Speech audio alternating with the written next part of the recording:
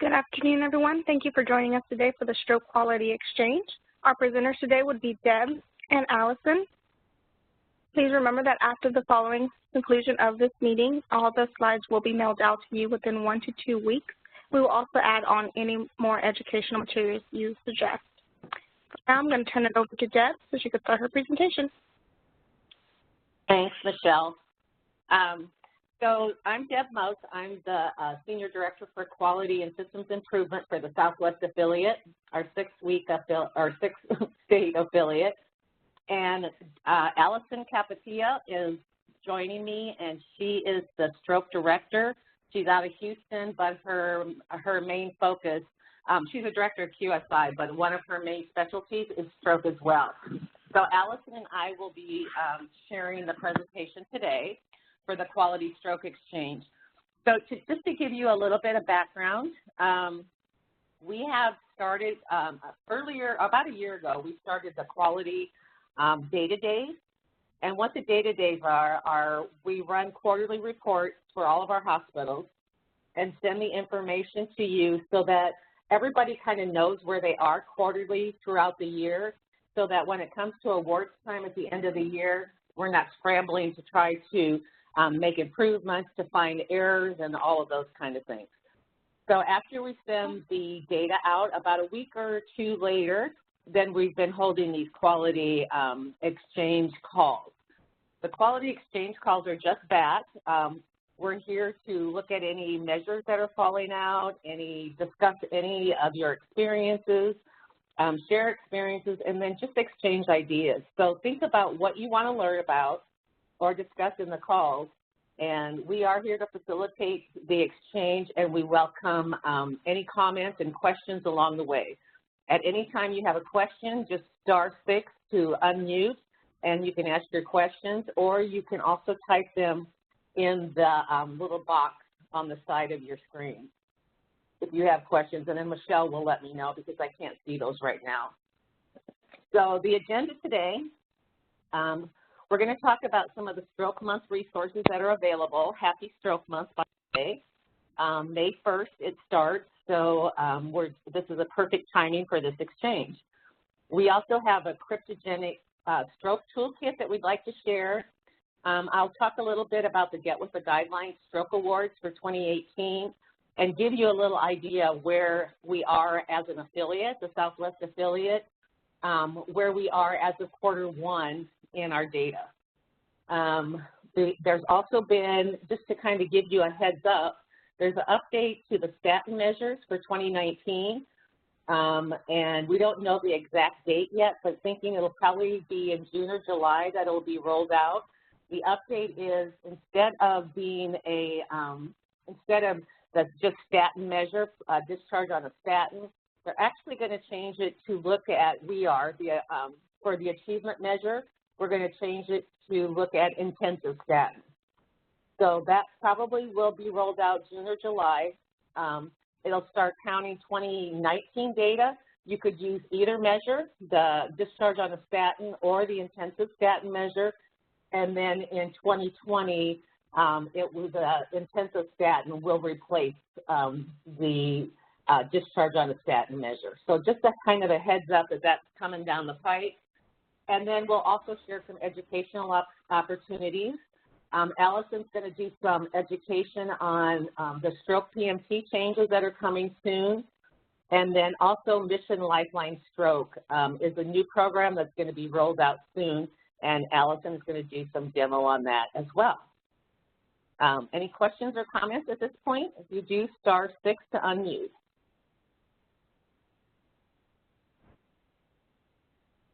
Okay, so to start, May is American Stroke Month, as you know. There are a ton of free resources that are available to you from the American Heart Association, American Stroke Association. There's Get the Facts, there's information for community in English and Spanish. There's some strategic alliance information, and there's for healthcare professionals. The site is here, and I'm going to go ahead and go into it so you can kind of see some of the things that are available for your use. These are all free of charge. Use them however, you think you can to help raise awareness. So we have, here's how, this I think is a video, maybe not. But this actually is the 20th anniversary, too, for American Heart working with the Stroke Month. So even more important that we share as much information as we can. So if you click on the lean here, it's probably kind of hard to see my screen, but just to show you, there's a toolkit for Stroke Month, and it's a PDF. I'm going to open it up here so you can take a look. And it's got a lot of information as far as things that you can do in the community, things to pass on, some public service announcements. So as you look down, it'll give you some statistics about high blood pressure, messages for the community, the 6 minutes of silence in reading can lower your blood pressure. And just a lot of other really good information. There's some facts, there's some little information you can share with radio stations or TV stations with messages on them that you want to get out to the community. Also links for social media so that we can talk about that as well and share ideas, and then just community resources. So that was one of them. I'm going to go back in. There's just so many other things in there. So when you go back to the lean on or lean in, so there's tools, there's the fast stroke graphics, there are videos that are available. There's a one-pager sign, community. Let's see, let's pull up this infographic. So it'll give you some statistics. Some statistics as far as, the 20 years in, the saving lives, we're down 39.4% for stroke from 1999 to 2016. Just gives you a lot of good awareness tips. And then the videos you can use as well. So let's see. We'll look at this one here quick.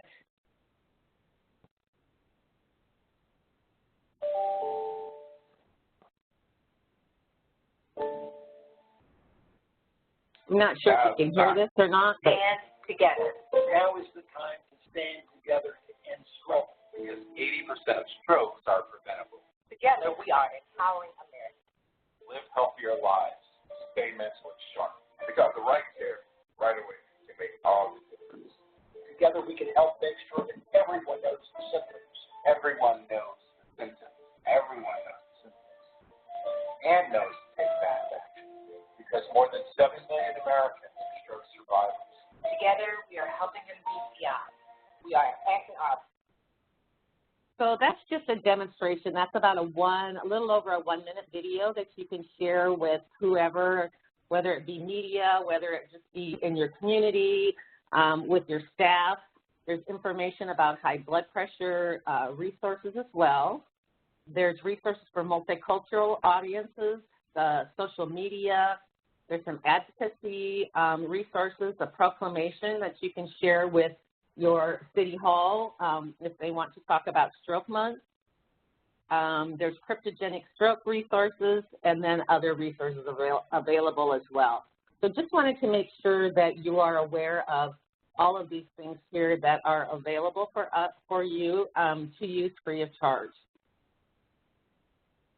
And then we also have a really great site on Cryptogenic Stroke resources. There's been a couple webinars that have been done to talk about cryptogenic stroke. And there's a bunch of tools here as well. So again, if you go to the free download to the site, it will take you there, and you'll find healthcare professional guides, the overview of cryptogenic stroke. There's education decks that you can use to educate people, collaborative care quick sheet. There's waiting room posters, There's brochures and tools for patients, so all kinds of things that can help you with your educational opportunities for Stroke Month. When you go to the Cryptogenic site, this is what you'll see. So there's, again, videos, there's PDFs, there's some care case studies, there's PowerPoints for you to use, so postcards that you can use for your patients. So just anything that you want to use. And again, it's free of charge to you to use as you wish. So the next thing I want to get into a little bit is just our, the Southwest affiliate. So we did our first quarter quality data. There was, out of 268 hospitals total that are entering data in our Southwest affiliate, 201 had information in there. Now, some of the stuff, again, this was early because we actually did day-to-day a couple weeks ago, but the information was ran or downloaded from the Quintiles site in March, I think it was. Or no, actually the first part of April. So a lot of hospitals had not yet gotten a lot of information in there, but as we stand right now as an affiliate, in our the achievement measures, we're at 62% compliant, or no, there's actually 62, let's see. Oh, number of hospitals meeting criteria. So there's 62 hospitals meeting criteria there, 143 in the plus measures. In the Target Stroke Elite Plus, there's 36 hospitals right now meeting that, 12 hospitals in Target Stroke Elite, and 14 in Target Stroke Honor Roll. And this is not looking at, you have to have your achievement measure before you can go on. This is just looking overall where we were as of quarter one. Then you look down to actually our Southwest affiliate averages for achievement measures. So our Arrive by 2, Treat by 3 is still one of the lower measures. We're at 63% compliance there. And remember, all of these performance measures or achievement measures must be at 85% or higher before you can move on to any of the other awards. Early antithrombotic was at 86% for the first quarter, VTE 83, antithrombotic was 87, anticoagulation was 71, smoking cessation 72, and statin prescribed at discharge was at 82%. So overall, doing pretty well. Probably the hardest one is the IV Arrive by 2, Treat by 3 measure or the reason documented. Oftentimes, people or abstractors will take a look, especially if you're new and don't really know the tool so much, will take a look at it. When they see the TPA, they will say TPA was not given. Yes, there was a reason documented, but then there's a little place down there that says show all. To show all, you must hit that and then actually check the box as far as what is documented as the exclusion. So what we found is some people are not actually doing that step there for show all, meaning that it's making a lot of fallouts when there really are not fallouts. So just a tip to take a look at that. So anybody on the call want to share anything about the achievement measures, anything that you're doing well, any questions you have? *6 to unmute, and I'll just give you a couple minutes. Or you can type a question in the box, too, and Michelle will let me know.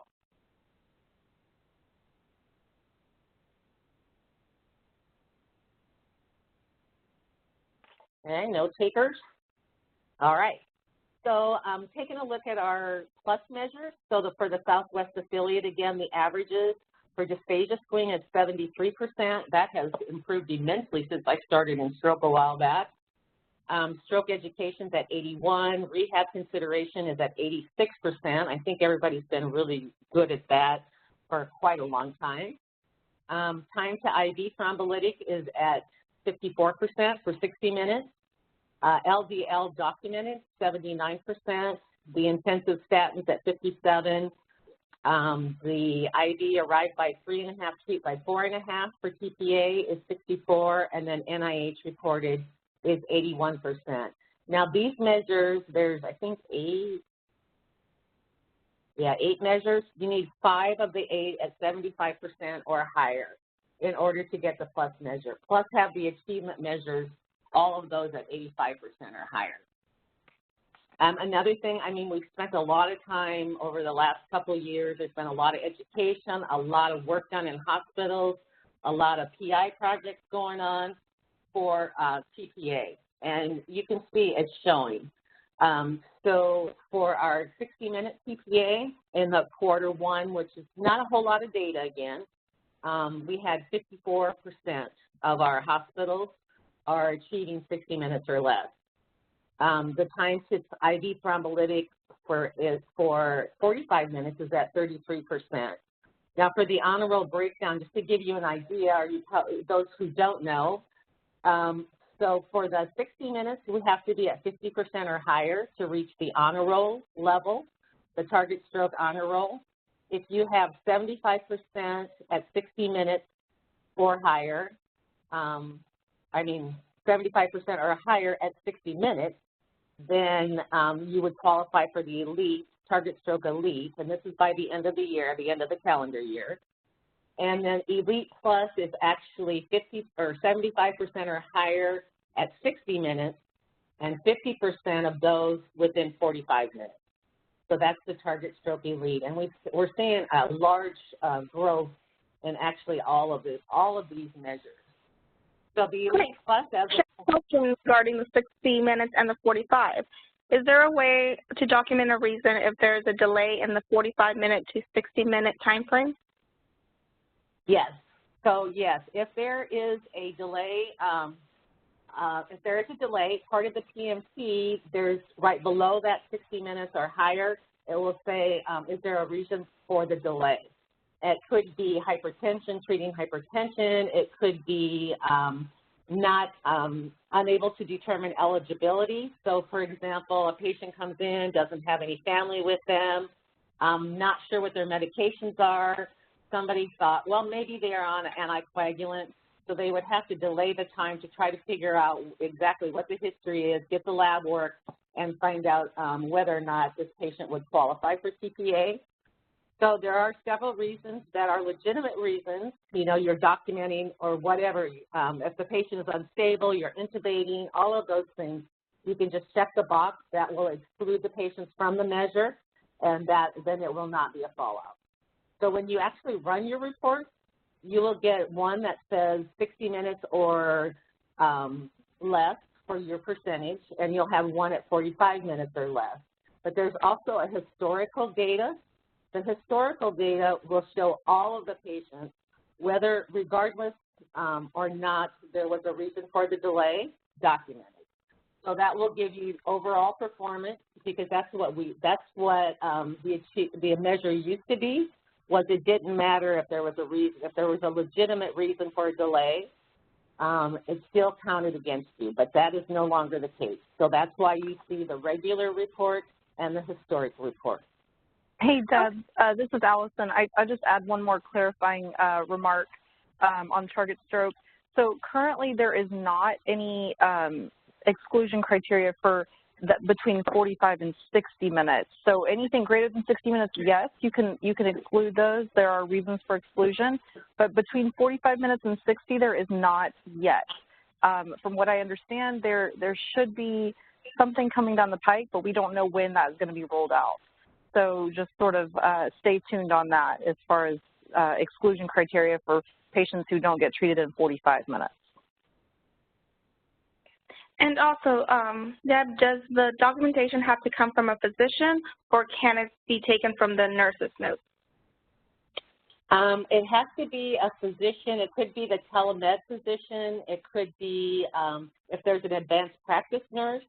The only time, there's a couple instances when the nurse can document it. That is if the patient refuses, then the nurse can document that the patient refused. And the other thing with the NIH, with the TPA, the regular one, if your NIH stroke scale is 0 when the patient comes in, so it's totally resolved and you have an NIH documented of 0, that documented 0 is an exclusion reason. So you can say, you know, that stroke too mild or whatever, but that's actually the measure for a ride by 2, treat by 3. Any other questions, comments? Okay, thanks, Allison, for clarifying that. So next, talk just briefly about awards. So May this month, you will be, we're actually finalizing all the awards, finalizing all the awards, recognition, making sure that everything is correct. We'll get certificates together, and by the end of May, you should receive all of that information.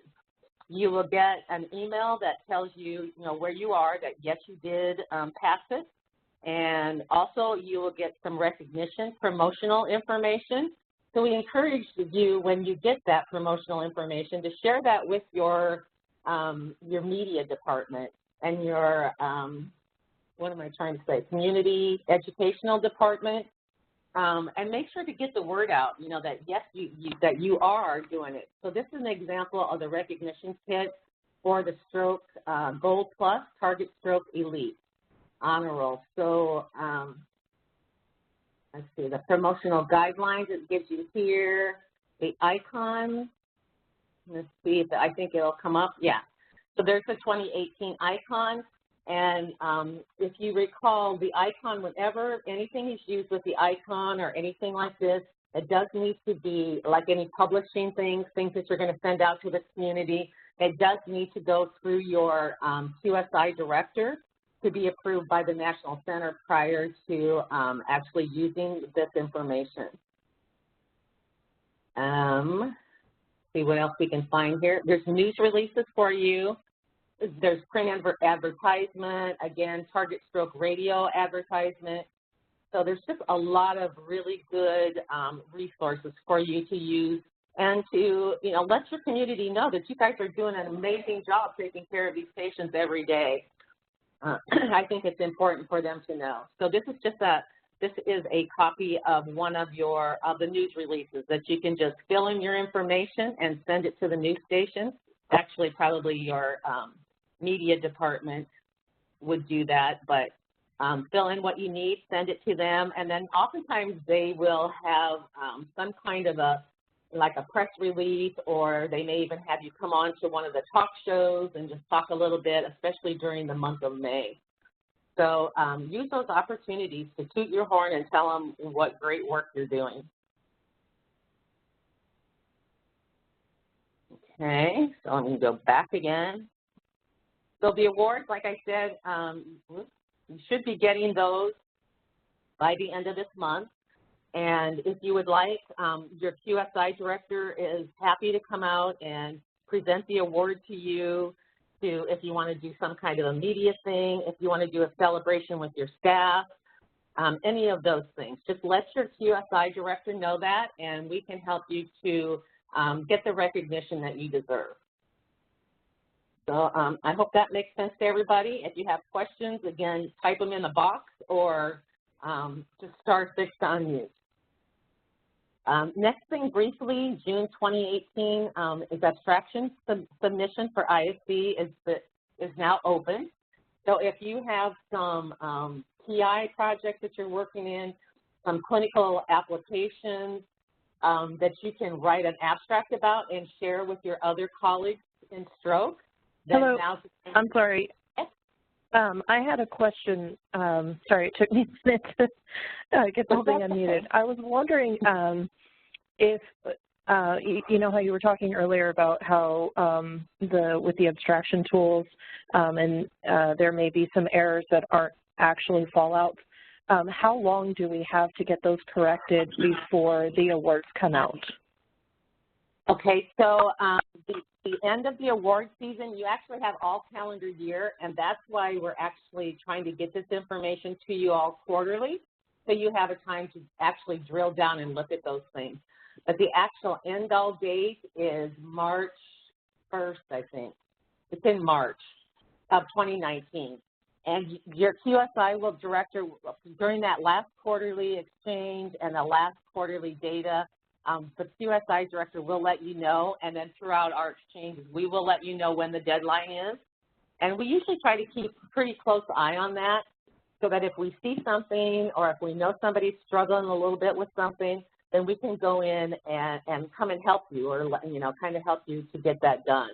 but it is in March, and then April, everything closes completely. That's when the National Center takes a look at all the awards. It automatically downloads, they review everything, and then the awards then you are awarded with the award. So that's usually in May. So it's March, April, May, and March is when you have to have everything done. It might be the 31st of March, but I know it's in March. Correct. It's the end of March is the absolute latest that we can accept any data changes because the automated data pool is usually the 1st of April. Okay. Any other questions? Okay, so that I just had a meeting with Sarah, and she was pointing some things out to me, but the changes that would need to be made are from this past quarter. So you're saying that it would be too late to get them fixed? Not for quarter one, no. For calendar year, for this last calendar year for the 2018 awards, yes, it's too late.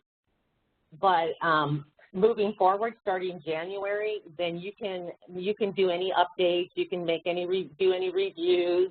If you find the documentation, you can change it. The reports that you see from Get With the Guidelines, they're static reports. So when you run the report, it's what you have in there at that time on that day.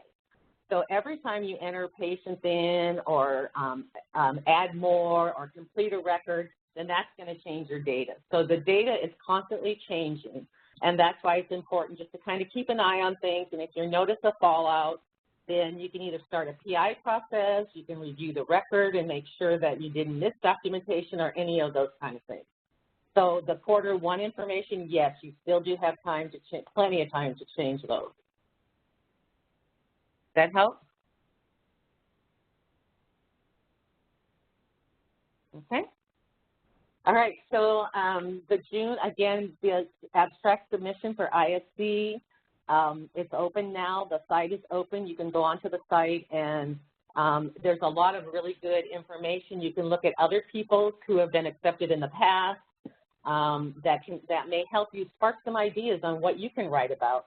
It's a very, very limited number of words, so you have to be very succinct when you're writing the abstract.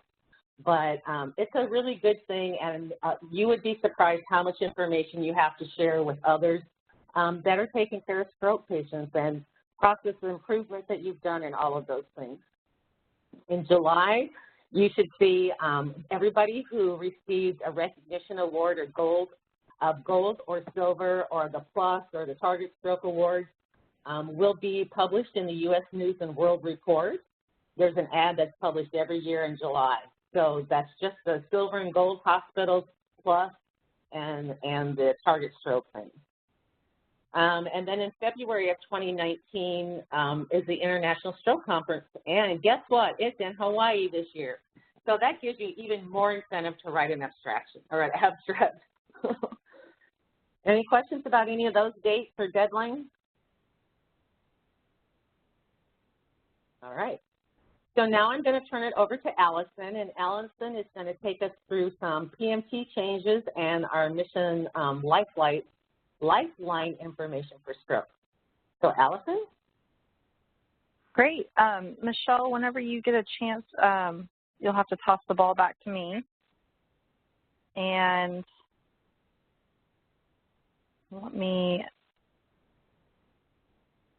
is it showing my screen yet? I'm sorry.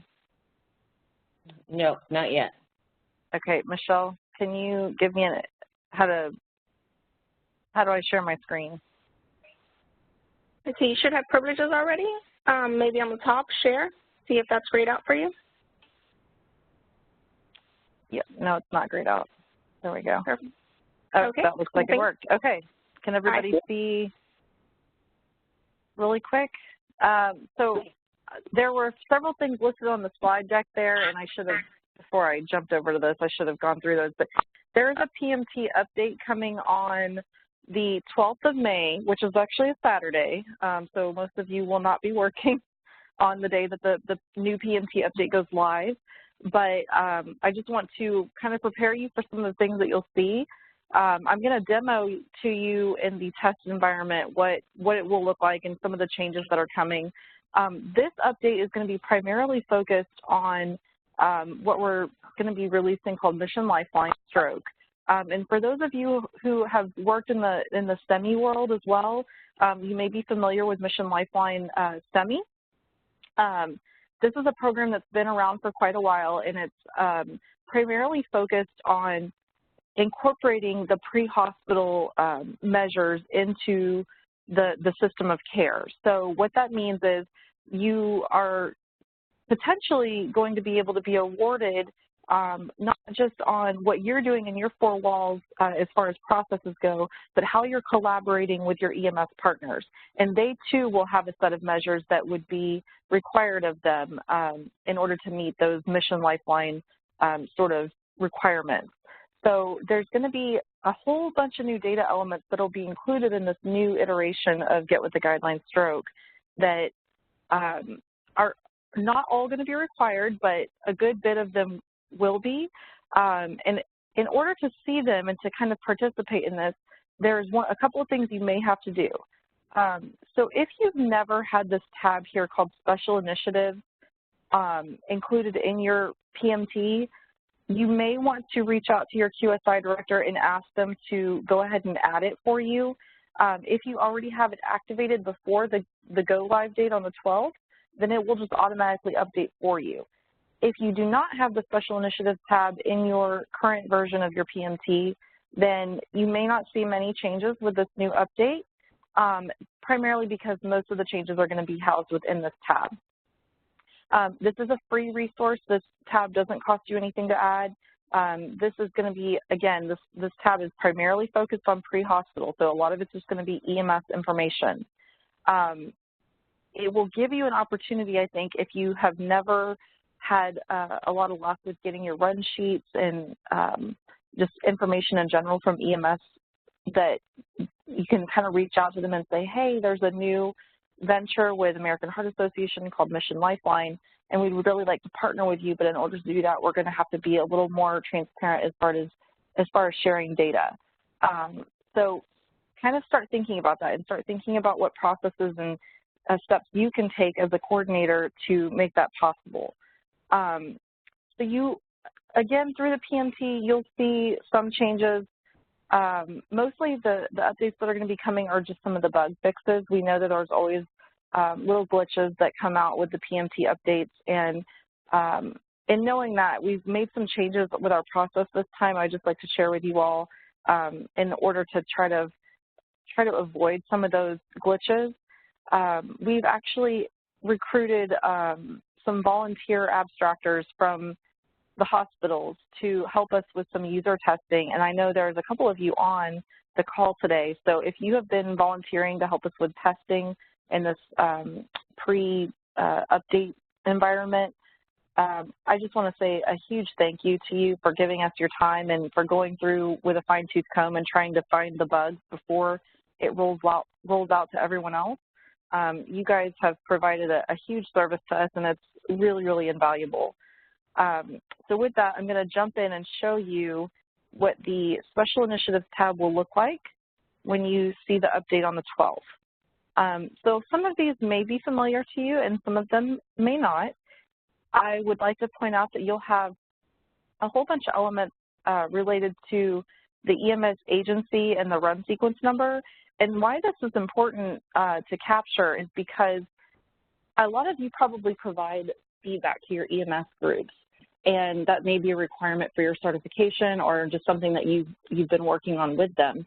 But this will allow you to, at some point, if you want to be able to go in and run reports and drill down to just a certain EMS group, you can send them a stroke report, on a monthly or quarterly basis, however you're doing it, and you can filter it down to only your particular EMS group that you're trying to get to. And then you can just sort of share like a nice basic report with them, and it would be able to kind of convey all the information that they need and that you would want to be able to share. You'll also notice there's going to be some information in here related to MSU. I know a lot of hospitals and different states are starting to adopt mobile stroke units. So we are sort of trying to keep up with the times, and you're going to notice that throughout the PMT, there's going to be questions added that relate to mobile stroke unit, particularly how did the patient arrive, did the patient get TPA prior to arrival through the mobile stroke unit, and then so on and so forth. So you'll kind of notice that throughout you'll see questions related to mobile stroke unit. And let me get back to our special initiatives tab here. You're going to notice, too, that as you go down, this is all going to sort of fall in line to the order of events that would occur for the patient in the pre-hospital arena. So it's going to obviously start with the time that the call was received by the EMS agency or by the dispatch center. And a lot of times that's going to be documented on the run sheet. So you'll be able to get these times if you have your run sheet. You would start with that time. Assuming you put the date in here, you should see the dates pre-populate all the way down, so you won't have to keep re-entering that date. You can say yes or no, was this patient dispatched as a suspected stroke?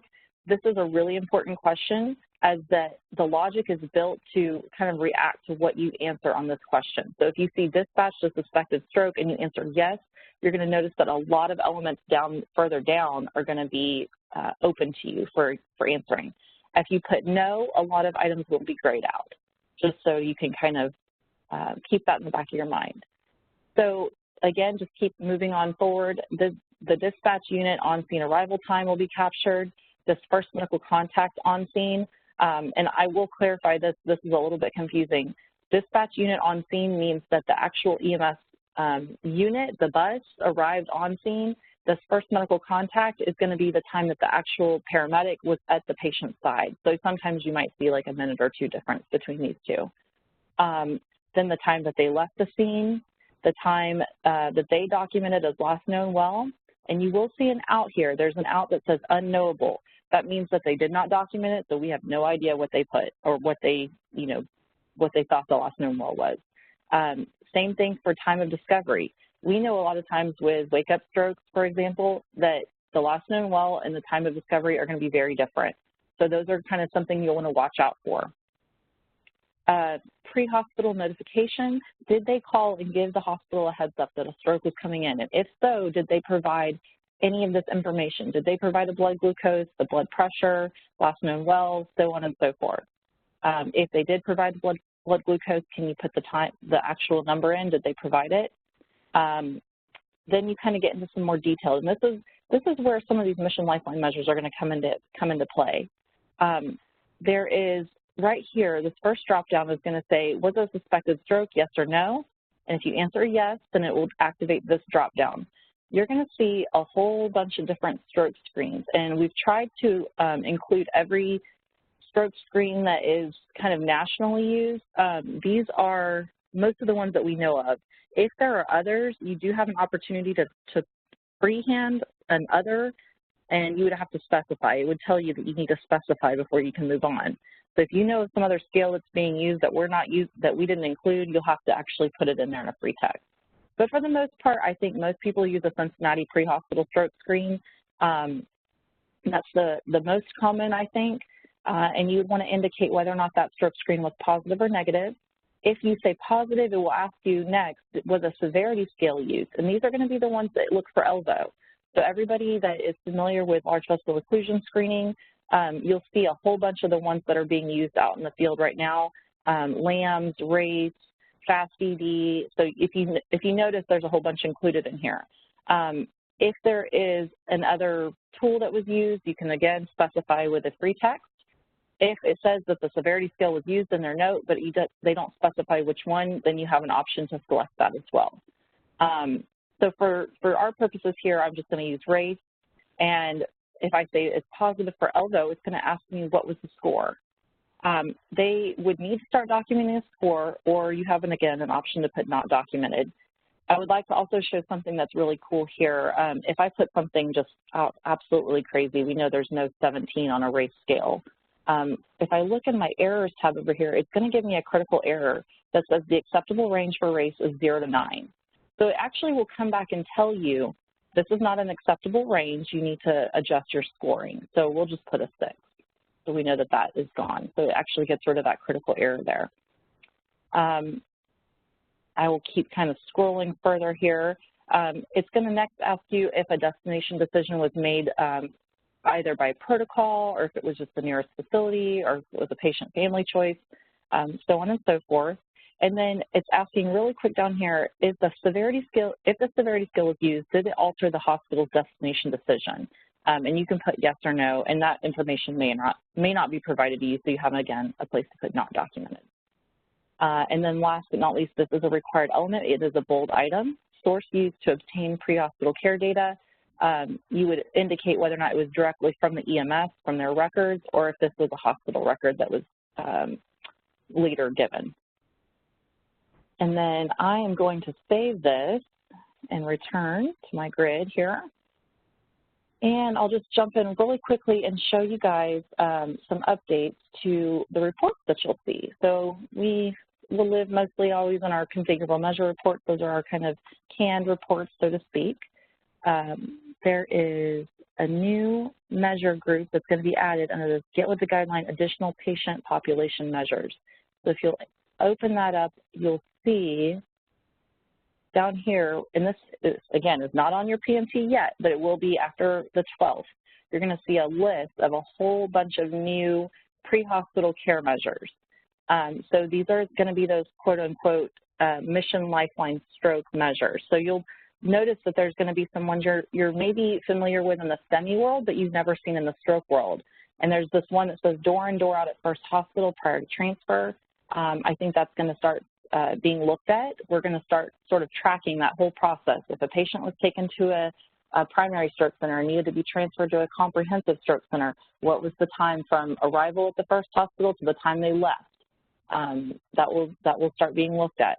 Then on-scene time for suspected stroke. I imagine the EMS is going to be given probably a measure of, so many minutes that they need to stay on scene, but they need to hurry up and, sort of move on to the hospital. And so anyway, you can kind of see there's going to be a whole bunch of new measures that are added, and some of these are going to be for EMS and some are going to be for the hospitals. But I just want to point these out as something to sort of be on the lookout for. They're not going to be anything that you're going to be required to do right now, but they will be added to your tool so that you can start looking at them. And if there's questions, I can certainly take a pause and answer anything. Michelle, you can let me know if there's anything coming up on the box. Yes. Yes, we have a couple of questions. Okay. Mostly related to time tracking. Would there be a motor to van included? Okay, say that again. Would there be a motor to van included? Motor to van. I'm not sure what that means. If the person that asked that question, would they maybe clarify just a little bit? I'm not entirely sure what motor to van is. This is Janet. Can you hear me? Sure, yeah. Hi, Janet. Okay, so I didn't ask what she said. I asked, are there any plans to add the van scale to the LVO list? The van scale. Yeah. It's a large special occlusion. Yes, and you know what? That one was pointed out during our testing by our users. So again, thank you to our users who have looked at that. That one was added as a recommendation to be considered for the update. So I would say more than likely it's going to be added. Okay. They are, so this is my test environment. I apologize. So this one is still the rough draft. It's okay. not the final product, and so there will be a few small changes from what you see here. So yes, I would say more than likely it will be added. And then in the general time tracker, there's always been a door to neurosurgeon notification. Is there ever going to be a door to ED physician tracker and a door to neurologist tracker? That is a good question. I have not heard whether or not that is going to be added on this iteration, but we can certainly add that as a comment to, like, we have a National Center database that we can add it to, and we'll put that in for you and ask them if that can be considered for future updates, because I think that provides some valuable information. You're talking, I know, I'll show everybody what you're talking about real quick. So for those who aren't familiar with the time tracker, there is this place right here. It says additional time tracker, but if you don't expand it out, you won't see what all the elements are. And this is completely optional. This is only for sort of your personal use if you're trying to track the different time aliquots along your stroke process. But what she's asking is there ever going to be like a door to, well, there's an ED physician assessment, and there is, I know further down, it's time to, does this look different, Janet, than what you're currently seeing? Because I see time to stroke team, or stroke team activated, that's not the same. Neurosurgical consult, it does team look arrival. A little different. Okay. Because you have date and time of ED physician assessment. I don't remember seeing that before. You have date, right next to that is date and time of neurosurgical services consulted. Correct. But there's Correct. never one that says date and time of neurology services consulted. And neurosurgical is only, what, 10% of your patients? Right. Most of the time you're consulting neurology. Does your hospital include the neurologist as part of the stroke team? Because I would maybe make a recommendation that you could potentially use the stroke team arrival time no, as they're your not neurologist. part of the stroke team. No. Okay. That's a good question. Well, we can, again, I can put that in for you as a recommendation. Okay, thanks. Sure. Any other questions related to the PMT or PMT update? Yes, Allison. Is there a place to document a discharge in IHSS for PSC layer? For the PSC, is there a place to document the discharge NIH stroke scale? Is that what's being asked? Is there a place to document a discharge IHSS for PSC layer? So there's not a, I think I know what they're asking. So in the discharge tab, is that what you're asking, to see if there's a place to document an NIH stroke scale?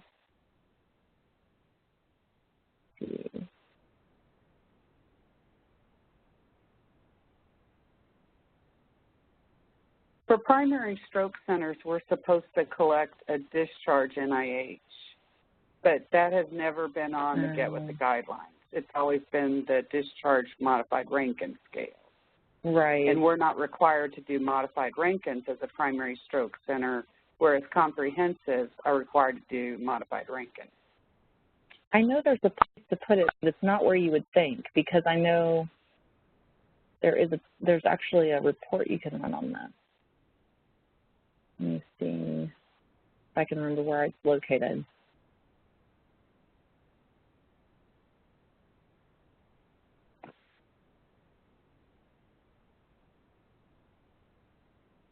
I always remember thinking this was in a strange place. Deb, if you have any thoughts on that, you might have to jump in and see if you can remind me.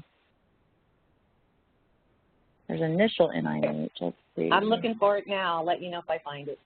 Okay. I know there is a place for it. It's just going to drive me bonkers.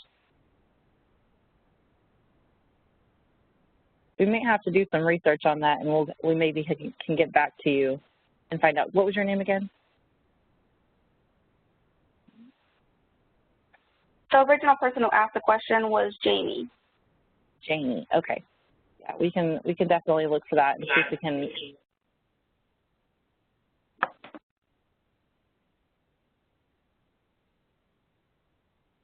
Okay. All right. Michelle, were there any other questions before we move on? Nope. Okay. Well, for now then, I'm going to jump out of here, and then how can we get the screen back up for the slides? I'm going to pass it back over to Deb. Deb, are you ready with the slides on your side? Or actually, Allison, if you have them, you could just post them as well. You know, I don't know if I have them up right now. And I see them right there. This one? Yep. No. Okay. I hope these are, I think these are the updated ones. Okay. So I'll jump back in here, and this is, I guess, do I need to put the actual slide presentation? I apologize, everybody. I am not the most computer savvy today. So this is some screenshots, and this is actually the PDF version of the form group that I just showed you in the Special Initiatives tab. And we're happy to share this with you. I would also reiterate this is a draft version still, but we can share it just so you can see what the added features are going to be. Anything that's highlighted in yellow is going to be a new feature. And this is just a continuation of that to show you some more. And the end of it. I would also like to jump into some professional education resources. We kind of present this almost on every one of our quality exchanges, but the Guidelines on the Go mobile app, if you haven't downloaded it on your phone, it is a really great tool. It's completely free, and it keeps you up to date on any changes in the guidelines or updated releases for any number of guidelines, not just stroke. So it includes all the hypertension, cholesterol, STEMI, all of those. And anytime a guideline is new or has been updated, it'll come up pink on your homepage in the app. So if you see a pink icon, that just means that something new has been added and it might be worth reviewing. So I'll just put that out there as a FYI. We have a webinar coming up. This is a national webinar on Friday, May 11th. This will be the webinar to go over the changes to the stroke PMT that I just went over. So they will be providing a more in-depth look at the reasons they added a lot of these pre-hospital care measures, and they will probably go into some more detailed demonstrations. So I think it's really valuable and worth your time to jump on this new Mission Lifeline webinar. It's going to be Friday, May 11th at 2 p.m. Central Time or 1 p.m. Mountain.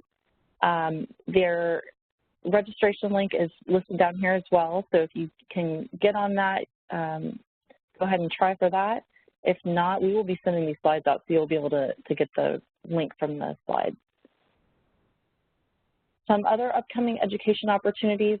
You will notice that in your emails, you'll have some really fun emails that come out with like a little quick 60-second read that we put together. We call them Coffee and Quality. They're just kind of a quick little email we send out in the mornings, and they'll just sort of something for you to read over while you're having your morning coffee. And those are done from our Southwest affiliate email. So if you see something like that come through, that's what they are, and we just try to include any sort of upcoming opportunities, or if we have messaging that we need to get out to you guys, we'll put it in there.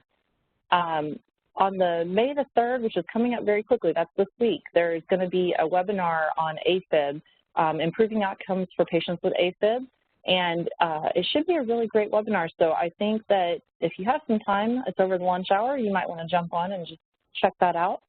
Monday, the 21st of May, we are going to be having Dr. Margaret Trumwell and Renee Joyner provide us with a webinar lecture. This is part of a series we did with our Southwest Affiliate Stroke Committee. And this one is, I think, a really neat topic.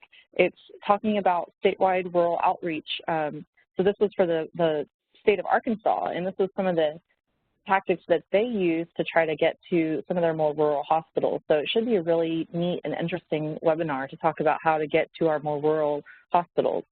And then last but not least, our virtual stroke coordinator boot camp is going to be starting up in June.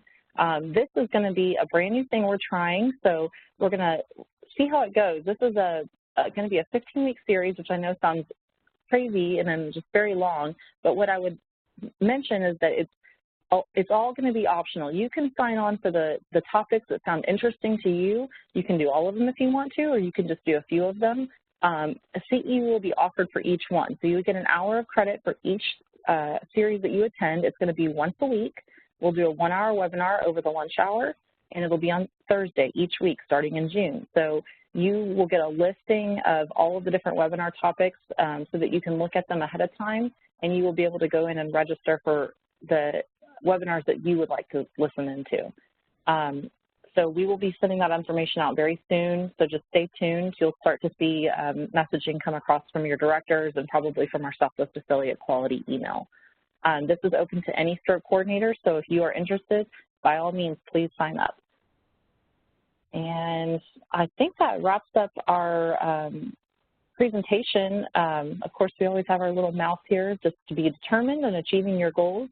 If you have questions or concerns about your Get With The Guidelines PMT or just something that is not making sense to you, we're always here to help. You can contact Deb Moats at deb.s.moats@heart.org, or you can contact me at allison.capetillo@heart.org. And if we have it, I think we have a couple of minutes left. If there are any other burning questions, we're happy to answer for you. Michelle, just let me know. And Deb, if you have any last words. I actually had a question. This is Alicia. Sorry. I was questioning the door-in, door-out time. So if that patient is not, say the patient was referred to another facility, but it wasn't for emergency EVT because they weren't a large vessel occlusion candidate, how do we report those times? Because will that not affect that door-in, door-out time? Will there be something that, I don't know, that will be documented between? That's a good question. There's going to be probably there'll be really clear coding instructions that'll come out around that measure when the release happens. So it'll have more clarification around what the inclusion-exclusion criteria is for that measure. Great, thank you. You're welcome. And then just one thing about the boot camp series, there is 1 week in June, I believe it's the 3rd week in June, that it will be held on Tuesday instead of Thursday, but that's the only one. All of the other ones will be on Thursdays through September, the end of September actually. And we will not be holding them during the holiday week. So 4th of July and Labor Day, we won't hold any during those weeks. So that's why it goes out for quite a while. But I encourage you to sign up. We have some wonderful speakers and some really great topics that I think will be very helpful for you. Awesome. Thanks, Deb. And thanks to everyone for joining and for sharing your questions and concerns with us. That's exactly what this exchange is for, is to answer your questions and to be a resource for you guys. So please, if at any time you have anything that you need to get in touch with us about, by all means do so. And with that, I think, are we okay to wrap up, Deb? Yep, I think so. Thank you, everybody, for joining. Email us, or if you have any additional questions. And like Michelle said, you'll be getting this information per email so that you'll have the links that you need. So thanks so much for joining. Have a great rest of your day. Thanks, everyone.